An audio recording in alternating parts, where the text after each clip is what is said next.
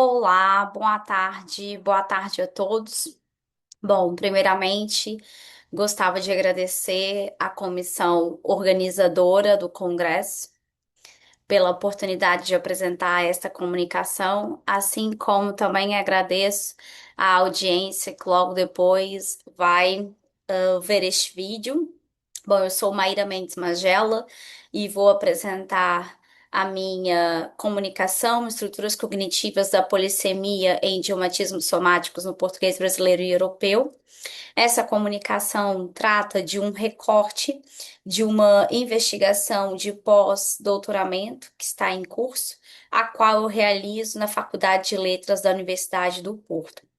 Bom, esse projeto de investigação visa, então, avaliar as estruturas cognitivas que subjazem a polissemia dos lexemas somáticos, especialmente os lexemas relacionados à topografia da cabeça, no que corresponde, então, à própria cabeça, os olhos, o ouvido, o nariz e a boca.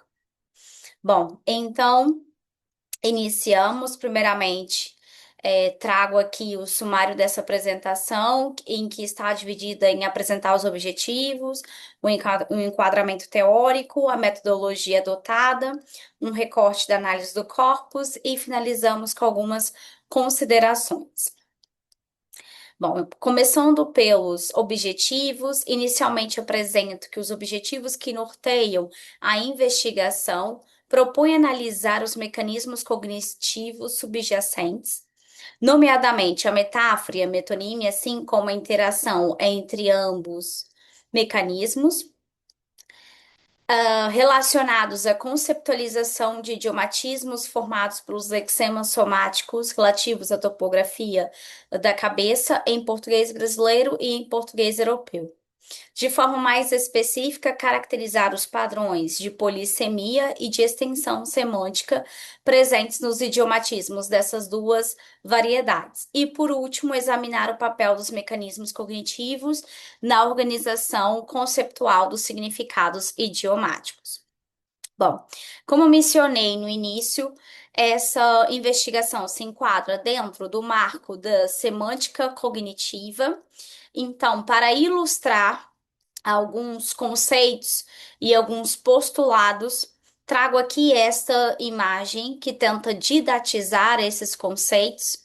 Então, essa imagem esquematiza o percurso através do qual a experiência humana contribui para a construção dos significados e para a organização do conhecimento linguístico. Como se pode observar, a linguística cognitiva, a semântica cognitiva, partem da ideia de que a linguagem não constitui um sistema autônomo, separado da cognição. Pelo contrário, a linguagem faz parte dos processos cognitivos humanos e encontra-se inteiramente ligada à forma como experienciamos e conceptualizamos o mundo. Essa perspectiva afasta das abordagens formalistas que marcaram grande parte dos estudos linguísticos ao longo do século XX. Enquanto essas correntes entendiam a linguagem como um sistema abstrato e relativamente independente da experiência humana, a linguística cognitiva defende que o significado emerge da interação entre cognição, experiência corpórea e contexto sociocultural, estabelecendo então uma tríade entre linguagem, pensamento e experiência, cuja relação constitui dimensões inseparáveis da atividade humana. Então, o que nós temos é um dos princípios fundamentais da linguística cognitiva é a corporificação. Segundo este princípio, a nossa experiência corporal está na base da construção dos significados. Ou seja, o pensamento é corporificado. As experiências sensoriais, motoras que vivenciamos, como a audição, como a visão, como o paladar, diariamente, permitem compreender não apenas as entidades concretas, mas também conceptualizar a partir daí domínios mais abstratos. Inclusive, a nossa estrutura corporal, o fato de sermos bípedes, ter a cabeça em cima, de olharmos para cima e caminhar para frente, implica na forma como percebemos e relacionamos o mundo à nossa volta. Portanto, o significado não é arbitrário, ele resulta da forma como interagimos com o mundo físico, social e cultural que nos rodeia. É precisamente a partir dessas experiências que categorizamos a realidade. Contudo, as categorias não são entendidas como estruturas rígidas ou universais. Na perspectiva da semântica cognitiva, elas emergem da experiência dos falantes e organizam em estruturas de conhecimento armazenadas na memória, designada como os domínios conceptuais. Estes domínios reúnem conhecimentos e experiências relacionadas, servindo de base para a interpretação e construção de significados. Por sua vez, esses domínios conceptuais se organizam em diferentes mecanismos cognitivos. Os modelos cognitivos idealizados, os MCIs, os esquemas imagéticos e as molduras comunicativas. Essas estruturas permitem, então, compreender de que forma os indivíduos organizam o conhecimento, interpretam a realidade e estabelecem relação entre conceitos, desempenhando um papel fundamental nos processos de conceptualização e atribuição de significado. Bom, como mencionamos, então, um dos postulados principais para a linguística cognitiva é a mente corporizada. E é justamente um dos principais fundamentos que temos para essa investigação. Então, nós partimos de Lakoff-Johnson, que trazem que a natureza dos nossos corpos influencia diretamente a forma como percebemos o mundo, interagimos com ele e construímos conhecimento. Nessa perspectiva, os significados não resultam de estruturas mentais abstratas e independentes da experiência, mas sim emergem das nossas experiências sensório-motoras, das interações que estabelecemos com o meio. Temos então, a partir da teoria conceptual, a partir da teoria da metáfora conceptual, o que nós temos então os conceitos da metáfora e da metonímia, que, segundo Lakoff-Johnson, a metáfora constitui um mecanismo conceptual que permite compreender um domínio de experiência através de outro domínio, geralmente mais concreto e mais próximo da experiência corporal. Deste modo, a metáfora não é apenas um recurso linguístico ou uma mera figura de linguagem, como se via na semântica formal, mas uma forma de estruturar o pensamento e atribuir significado à realidade. Deste modo, esses processos cognitivos, tanto a metáfora como a metonímia, desempenham um papel central na construção dos significados e na formação da polissemia, constituindo mecanismos fundamentais para compreender as extensões semânticas associadas aos lexemas estudados nessa investigação. Bom, partimos agora para a concepção da polissemia segundo a linguística cognitiva. Então, segundo a linguística cognitiva, a polissemia resulta de processos de extensão semântica motivados cognitivamente. Importa agora compreender o contributo, então, da metáfora e da metonímia para a conceptualização e para a construção dos diferentes significados dos lexemas somáticos. Então, essa investigação parte da concepção de que a polissemia, segundo os estudos do professor Silva, corresponde à associação de dois ou mais significados a uma mesma unidade lexical. Contudo, na semântica cognitiva, esses significados não constituem sentidos independentes ou aleatórios. Pelo contrário, encontram-se relacionados entre si e organizam-se em redes conceptuais, motivadas pela experiência e pelos processos de conceptualização. Com isso, somamos os estudos da professora Ibarete Antônio, que destaca que a metáfora e a metonímia desempenham um papel fundamental na organização conceptual dos diferentes significados associados a uma mesma palavra. Pois é através destes mecanismos cognitivos que novos sentidos são construídos e relacionados com os significados já existentes. E por falar nessa rede semântica polissêmica, Como podemos observar neste próximo slide, temos aqui a representação dessa rede semântica que nos permite perceber que os significados de uma palavra não surgem de uma forma isolada. Pelo contrário, eles encontram-se ligados entre si, formando uma rede. No centro, está o significado mais básico e mais facilmente reconhecido pelos falantes, o qual percebemos como o mais prototípico, e à sua volta surge, então, outros significados que se desenvolvem ao longo do tempo, através de diferentes processos cognitivos, dando origem àquilo que tradicionalmente designamos como significados figurados. Bom, partimos então a uma breve explicação da metodologia. Esta pesquisa parte de uma natureza mista, ela é descritiva e explicativa. O corpus que vamos analisar nessa comunicação foi o corpus constituído a partir de um processo de elicitação, realizado tanto por meio de entrevistas quanto por meio de inquéritos, aplicados a 62 falantes nativos do português nas variedades brasileira e europeia, sendo de igual distribuição. Os participantes do grupo do português brasileiro eram provenientes do estado do Espírito Santo, enquanto os participantes do grupo do português europeu eram oriundos das regiões do Porto, Lisboa e Coimbra. A amostra integrou homens e mulheres entre as idades 18 aos 60 anos.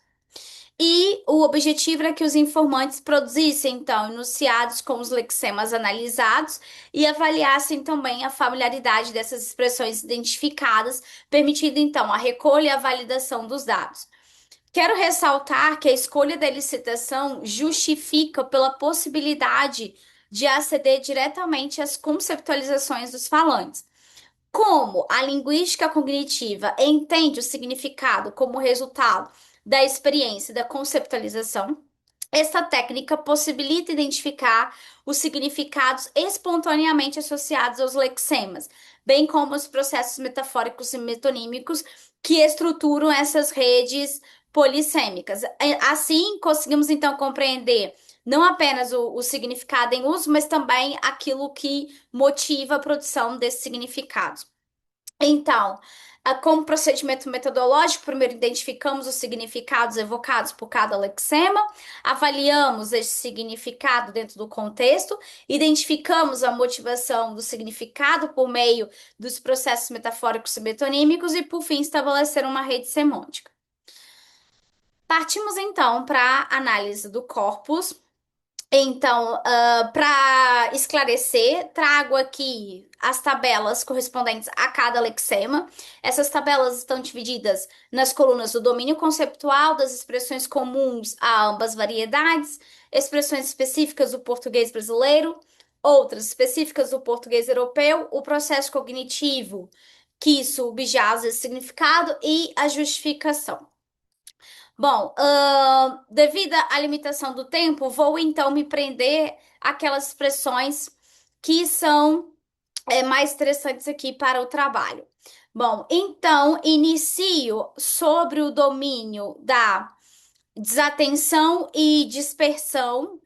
Peço desculpas que está. Agora sim. Começo então pelo lexema cabeça e começo pelo domínio da desatenção e dispersão cognitiva.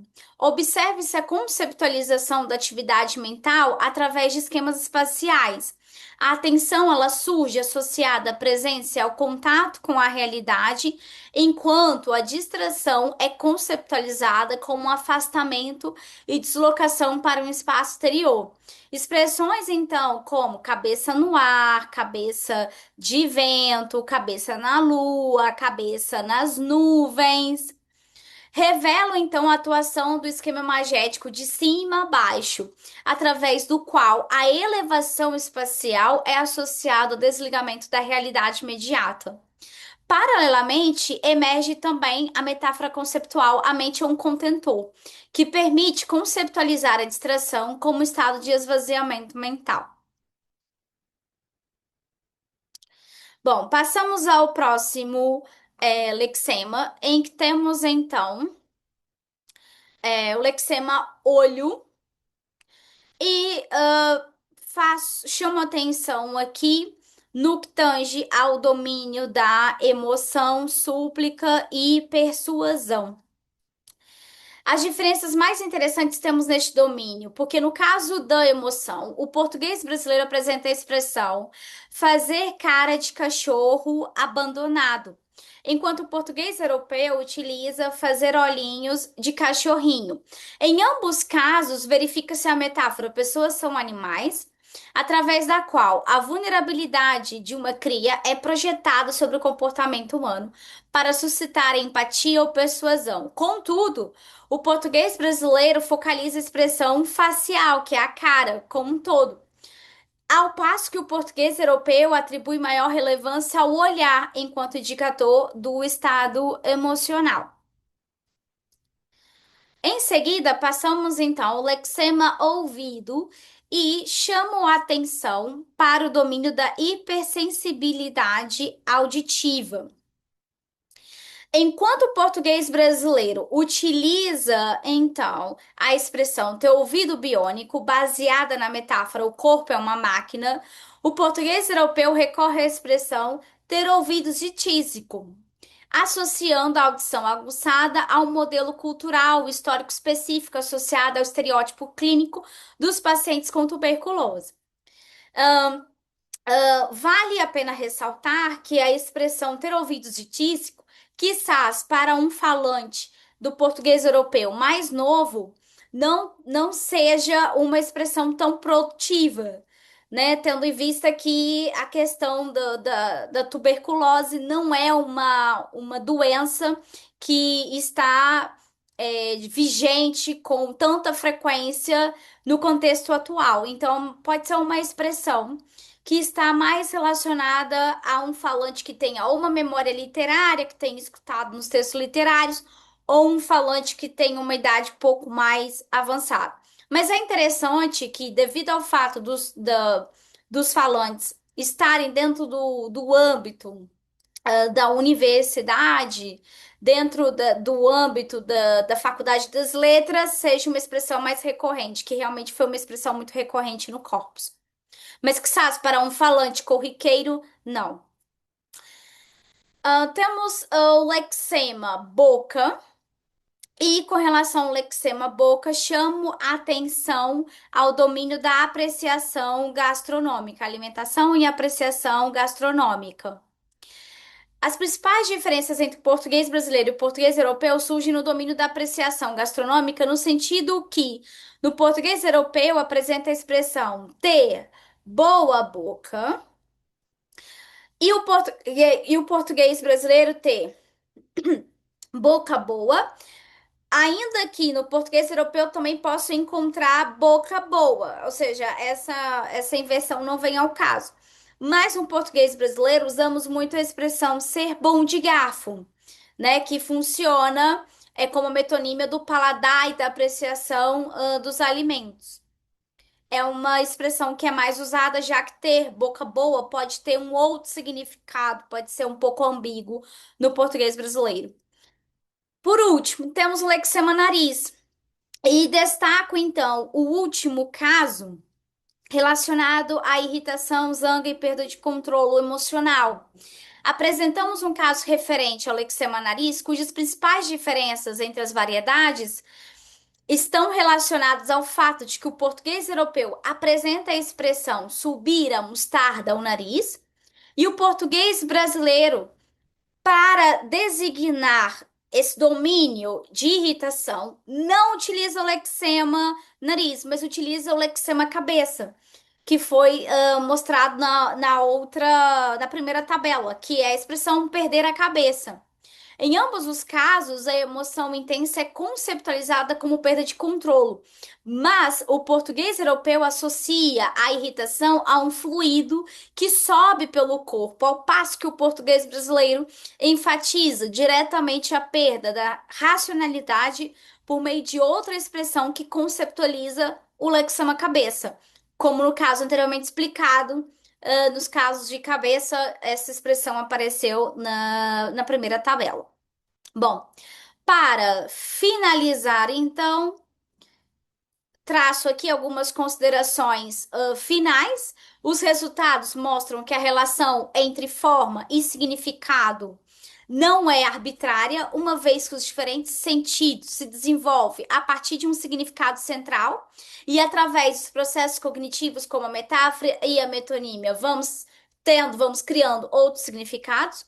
Verifique-se ainda que os lexemas somáticos são particularmente produtivos na construção dos significados, permitindo conceptualizar domínios abstratos a partir da experiência corporal.